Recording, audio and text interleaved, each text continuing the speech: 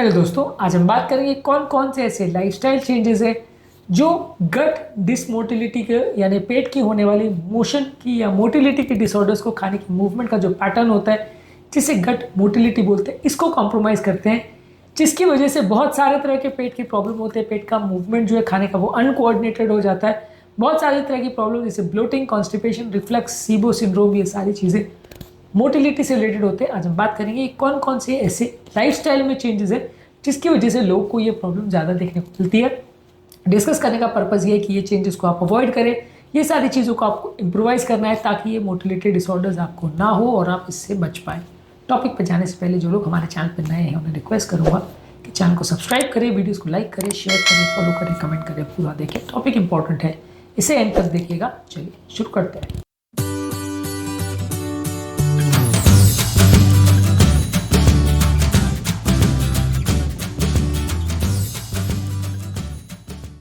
सबसे पहले diet related causes क्या हो सकते हैं। कई बार लोग बार बार खाना खाते हैं जिसकी वजह से आपका जो नॉर्मल फूड का मूवमेंट है, जिसे माइग्रेटिंग मोटर कॉम्प्लेक्स द्वारा गवर्न किया जाता है, एमएमसी, यानी बहुत खाने को नीचे मूवमेंट करने के लिए ये मोटर कॉम्प्लेक्स ओरिजिनेट होता है। ये आपके आंतों को क्लीन करने का काम और आपके फूड को नीचे पुश करने का काम नॉर्मली मैनेज करता है। ये मोटर कॉम्प्लेक्स प्रॉपर वे में काम नहीं कर सकता है यदि आप बार बार खाना खाते हो, जिसकी वजह से पेट में बैक्टीरिया का ओवर ग्रोथ होता है, जिसकी वजह से ब्लोटिंग और गैस का प्रॉब्लम ज़्यादा होगा। इसके अलावा लोगों के खाने में आजकल फाइबर का कंटेंट काफ़ी कम है, ज़्यादातर लोग इस पर ध्यान नहीं देते। ज़्यादातर लोग snack food, junk food, oily food खाते हैं जो कि नेचुरली बहुत कम फाइबर वाला फूड प्रोडक्ट होता है। तो इस तरह के लोगों में इस तरह की प्रॉब्लम ज़्यादा देखने को मिल सकती है। इसके अलावा लोग कई बार बहुत ज़्यादा मात्रा में प्रोसेस फूड ज़्यादा खाते हैं। प्रोसेस फूड ज़्यादातर रिफाइंड शुगर्स से भरा हुआ और अनहेल्दी फैट से भरा हुआ होता है, जो कि आपकी डाइजेस्टिव प्रोसेस को स्लो करता है और पेट में इन्फ्लेमेशन को बढ़ाता है। ये प्रॉब्लम्स की वजह से आपको बहुत ज़्यादा डिसमोटिलिटी का प्रॉब्लम होता है। इसके अलावा बहुत ज़्यादा मात्रा में अगर आप डेयरी प्रोडक्ट्स या दूध से बने हुए चीज़ें लेते हैं, तो ज़्यादा डेयरी प्रोडक्ट जिनको टॉलरेंस का प्रॉब्लम है या जिनको गट इंटॉलरेंस का प्रॉब्लम है, वैसे लोगों के लिए नुकसानदायक हो सकता है। ऐसे लोगों को डिसमोटिलिटी डिसऑर्डर ज़्यादा हो सकती है। अगर आपको टॉलरेट नहीं होता बॉडी को, तो बहुत ज़्यादा मात्रा में दूध से बने हुए प्रोडक्ट मत लीजिए। इसके अलावा फॉडमैक फूड प्रोडक्ट्स कई लोग ज़्यादा लेते हैं, यानी वो खाद्य पदार्थ जो बहुत इजीली पेट में फर्मेंट हो जाते हैं, जैसे कि लहसुन, प्याज, बीन्स है।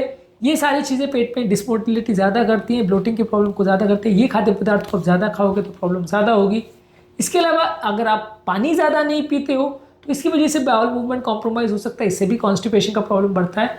तो कई लोग आज के डेट में पानी उतना ज़्यादा नहीं पीते कि जितना उनको पीना चाहिए, इसकी वजह से भी डिसमोटिलिटी की प्रॉब्लम बढ़ती है। सोल्यूशन क्या है? 2 या 3 बार खाना खाइए, बार बार खाना मत खाइए। होल फूड्स खाइए जिसमें फाइबर अच्छा हो। खाने के बीच में 4 से 5 घंटे का मिनिमम गैप होना चाहिए और पानी ज़्यादा मात्रा में पीजिए। अपने फूड चॉइसेस को बेटर मैनेज करिए।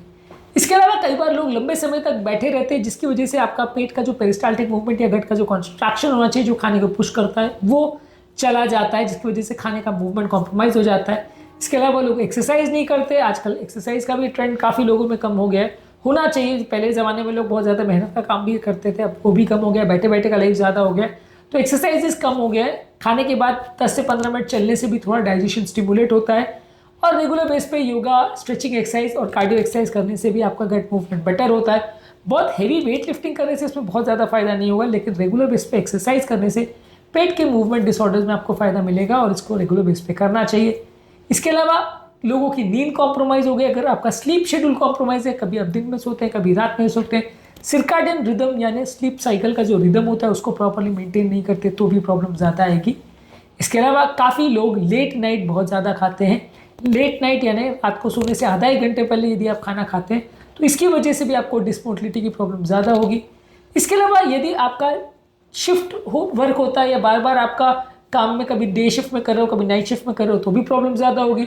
या किसी व्यक्ति को अगर जेट लैग का प्रॉब्लम है, यानी एक कंट्री से दूसरे कंट्री गया है और वहाँ पे फ्लाइट में टाइम डिफरेंस या टाइम जोन चेंज हो गया है, तो वैसे व्यक्ति को भी डिसमोटिलिटी का प्रॉब्लम हो सकता है। इस सब के लिए आपको करना ये है कि एक स्लीप शेड्यूल बेटर वे में मेंटेन करें और खाना एटलीस्ट सोने से 3-4 घंटे पहले खाएं। इसके अलावा आज के डेट में काफ़ी लोग को मानसिक तनाव बहुत ज़्यादा होता है, जो कि बॉडी में कॉर्टिसोल रिलीज करता है। इससे डाइजेस्टिव प्रोसेस स्लो होता है और गट मोटिलिटी कॉम्प्रोमाइज़ होती है। इससे आपका ओवरऑल सिंपैथेटिक सिस्टम भी बहुत ज़्यादा एक्टिवेट रहता है। जितना ज़्यादा ये अग्रेसिव सिंपैथेटिक हार्मोन्स एक्टिवेट होंगे, उतना डाइजेस्टिव प्रोसेस स्लो होगा। इसको आपके डाइजेशन को एक इंपॉर्टेंट डेटर माना जा सकता है और इसकी वजह से लोग का डाइजेशन कॉम्प्रोमाइज़ होता है। योगा, प्राणायाम, डीप ब्रीदिंग एक्सरसाइज करके, वेगस नर्व एक्सरसाइजेस करके आप अपने मेंटल स्ट्रेस को कम कर सकते हैं। इससे आपका खाना बेटर वे में डाइजेस्ट होगा। इसके अलावा कुछ ऐसी दवाइयाँ आजकल लोग लेते हैं बहुत सारे, जिसकी वजह से आपको ये डिस्मोटिलिटी प्रॉब्लम्स होती है। खासकर पेन किलर जैसे कि ओपियोइड, कोडीन, मॉर्फिन, ऑक्सीकोडोन, इनसे प्रॉब्लम हो सकती है। कुछ एंटीकोलिनर्जिक मेडिसिन जैसे डाइफेनहाइड्रामिन, एमिट्रिप्टिलिन और ऑक्सीब्यूटाइलिन आपके पेट की कॉन्ट्रैक्टिलिटी को कॉम्प्रोमाइज कर सकता है, इससे भी प्रॉब्लम हो सकती है।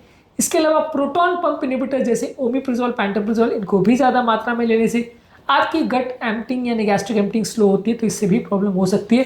तो यदि आपको इस तरह की कोई दवाई चल रही है तो उसको अवॉइड करिए और नेचुरल प्रोकाइनेटिक्स जैसे जिंजर, आइबोरोगास्ट और त्रिफला का प्रयोग कर सकते हैं। ये आपकी गट की मोटिलिटी को इंप्रूव करते हैं। इसके अलावा कई लोग के पेट में बहुत ज़्यादा आजकल बैक्टीरिया हो सकते हैं जो कि अबनॉर्मल और ख़राब बैक्टीरिया होते हैं। इसको सीबो सिंड्रोम या गट डिसबायोसिस बोलते हैं। यानी अच्छे बैक्टीरिया के बदले खराब बैक्टीरिया पेट में आ जाते हैं।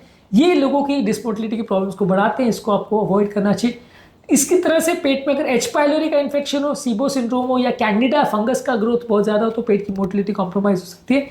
ये सारी चीज़ों से भी लोगों को प्रॉब्लम होती है।